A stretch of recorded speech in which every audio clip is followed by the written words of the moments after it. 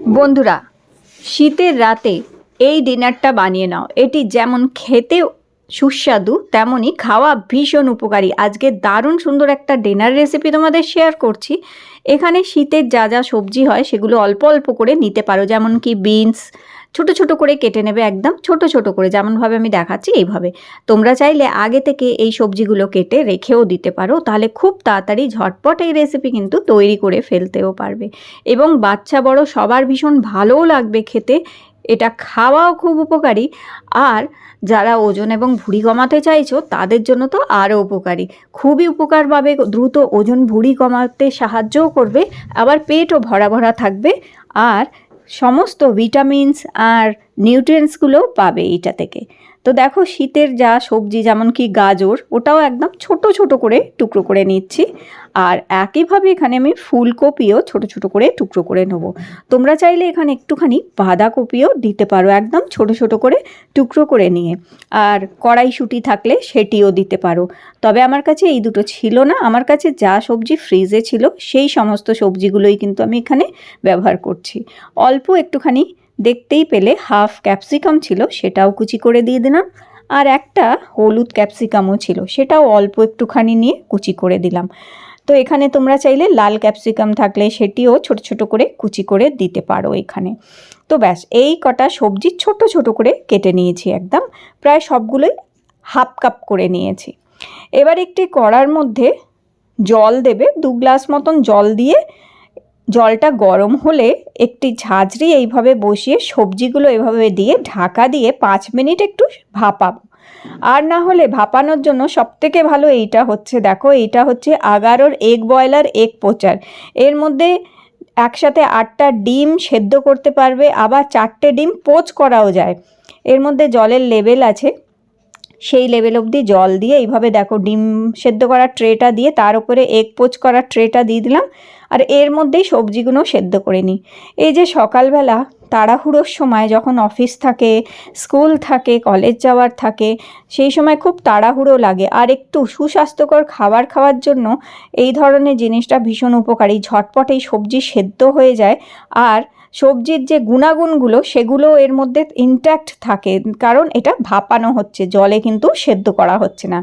সবসময় সবজি ভাপিয়ে নিলে সবজির গুণাগুণগুলো সবজির মধ্যে থেকে যায়, জলে মিশে কিংবা জলে সেটা নষ্ট হয় না। আর অনেকক্ষণ জলে ফোটালে যে কোনো সবজি, তার গুণাগুণ নষ্ট হয়ে যায়, তার চেয়ে ভাপানো অনেক বেশি উপকারী হয়। আর যতক্ষণ সবজিগুলো ভাপাচ্ছি ততক্ষণ ভাবলাম একটি পেঁয়াজ একদম ঝিরিঝিরি করে কেটে নেবো। তো এখানে একটা ছোট সাইজের পেঁয়াজ খুব ঝিরিঝিরি করে কেটে নেবে, তো এইভাবে দেখো। আর যারা পেঁয়াজ রসুন খাও না তারা তোমরা পেঁয়াজ রসুনটা বাদ দিয়ে দিতে পারো। তো এইভাবে পেঁয়াজটা কেটে নিলাম, আর মোটামুটি সবজিগুলো খুব সুন্দরভাবে ভাপানো হয়ে যায়। 3 থেকে 5 মিনিটের মধ্যে সুন্দরভাবে সবজি সফট হয়ে যাবে ওই আগারোর এগ বয়লারটায়।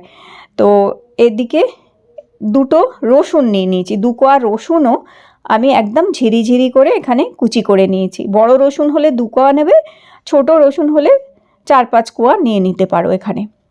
তো দেখো এখানে ঝিরি করে কাটা হয়ে গেছে সমস্ত কিছু। আর এর মধ্যেই পেঁয়াজ আর রসুন কাটতে কাটতেই এখানে দেখো সবজি কি অনেক সুন্দরভাবে ভাপানো হয়ে গেছে। দেখতেই পাচ্ছ কি সুন্দর সবজিটা ভাপানো হয়েছে। এই ভাপানো সবজি দিয়ে অনেক কিছু তৈরি করা যায়।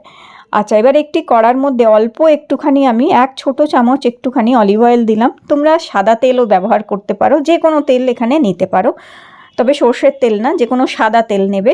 আর অল্প একটুখানি বাটার দেবে, বাটারটা দিলে গন্ধটা খুব সুন্দর হবে। সামান্য একটু বাটার দিয়ে এবার রসুন কুচিটা এর মধ্যে দিয়ে দিলাম। এবার এটাকে ভালো করে একটুখানি ভাজবো, লালচে করবে না বন্ধুরা, লাল করবে না, জাস্ট একটুখানি নাড়াচাড়া করেই পেঁয়াজ কুচিটা দিয়ে দিলাম। দিয়ে এবার পেঁয়াজ কুচিটাও নাড়াচাড়া করে নিচ্ছি। পেঁয়াজ কিন্তু লাল করে ভাজা হবে না, জাস্ট হালকা একটু ভাজা হবে। এই সময় একটি তেজপাতা আমি ভেঙে দিয়ে দিলাম, আর 2-3টে লবঙ্গ, আর একটুখানি একটা ডান্ডি দালচিনি এখানে দিয়ে দিলাম। এবার এই মশলাটা একটু নাড়াচাড়া করে নিয়ে স্বাদ মতন 1 স্পুন এখানে নুন দিয়ে দিলাম। নুনটা দিয়ে ভালো করে নাড়িয়ে চাড়িয়ে নিচ্ছি। পেঁয়াজ কিন্তু অতিরিক্ত ভাজবে না, জাস্ট হালকা একটু গোলাপি মতন হলেই যথেষ্ট। এবার দেখো অল্প একটুখানি কর্ন মানে ভুট্টা ছিল, সেই ভুট্টাটাও এখানে দিয়ে দিচ্ছি। 1 মুঠো মতন ভুট্টার দানা এখানে দিয়ে দিলাম। আর এই শীতে তো এই সমস্ত কিছু পাওয়াই যায়।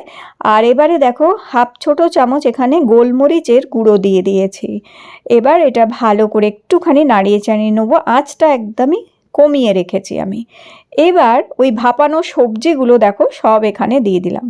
জাস্ট সবজিটা এইরকম 3 থেকে 5 মিনিট ভাপিয়ে নিলে এই রান্নাটা করতে বেশিক্ষণ সময় লাগে না, খুব তাড়াতাড়ি আর ঝটপট এই রান্না কিন্তু হয়ে যাবে। তো সবজির সাথে ভালো করে মিক্স করে নিয়েছি। দেখো সমস্ত মশলাগুলো মেশানো হয়ে গেছে। এইবার এখানে আমি জল দিয়ে দেবো প্রায় 1 গ্লাস মতন। 1 গ্লাস জল, বড় গ্লাসের 1 গ্লাস জল এখানে আমি দিয়ে দিয়েছি। আর ভালো করে মিক্স করে নিলাম এখানে দেখো। আর এবার দেখো এখানে আমি নিয়ে নিয়েছি দিশানোর এলবো পাস্তা। দিশানোর এই পাস্তাটা দুরুম উইথ সেমোলিনা দিয়ে তৈরি করা, মানে সুজির পাস্তা, হচ্ছে গমের তৈরি যে সুজি, সেই সুজির পাস্তা। এর মধ্যে কোনো কোলেস্ট্রল, কোনো ফ্যাট নেই এবং কোনো আলাদা কালার, আর্টিফিশিয়াল কালার বা প্রিজারভেটিভও দেওয়া নেই। হাফ কাপ জাস্ট এই দিশানোর পাস্তাটা নিয়ে নিলাম। এই পাস্তাটা আমি এর মধ্যে দিয়ে দিলাম। এই পাস্তাটা দিয়ে দিলে আর তোমাদের ভাত অথবা রুটির প্রয়োজন হবে না। শুধু এটাই 1 বাটি যদি খেয়ে নাও, পেট তো ভরবেই, তার সাথে ফুল অফ নিউট্রিশন, সমস্ত নিউট্রিশনসগুলো পাবে, ভিটামিনস পাবে। এছাড়া এর মধ্যে এত ফাইবার আছে যে তোমাদের ওজন অথবা মেদ কমাতে, ভুঁড়ি কমাতে হেল্প করবে এবং শরীরে শক্তিও দেবে। তো ব্যাস এই পাস্তাটা দেওয়ার পরে মোটামুটি 5 মিনিট ফোটাবে, খুব বেশিক্ষণ ফোটানোর দরকার নেই। আর একটুখানি পার্সলে পাতা অথবা একটুখানি ধনে পাতা কুচি ওপর থেকে দিয়ে দিতে পারো। এইভাবে আরও সুন্দর একটা ফ্লেভার আসবে আর খাওয়াও উপকারী হচ্ছে এটা। তো ব্যাস একটুখানি ফুটিয়ে নিয়ে অলমোস্ট এটা রেডি হয়ে গেছে। থিকনেসটা তোমরা তোমাদের ইচ্ছা অনুযায়ী কম বেশি করতে পারো, যে কতটা ঘন রাখবে কিংবা কতটা লিকুইড রাখবে। দেখো আমি এই কনসিস্টেন্সিতে এই গরম গরম এই ভেজিটেবল স্যুপ বানিয়ে নিলাম উইথ পাস্তা দিয়ে।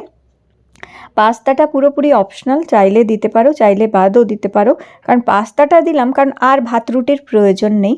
এই পাস্তাটা থেকেই কার্বোহাইড্রেটটাও পাওয়া যাচ্ছে। তো ব্যাস এই শীতের সময় অবশ্যই এইরকম ভেজিটেবল স্যুপ একবার হলেও ট্রাই করো। বাচ্চা বড় সবার জন্য উপকারী এবং দারুণ সুস্বাদু। তাহলে রেসিপি ভালো লেগে থাকলে ভিডিওটি লাইক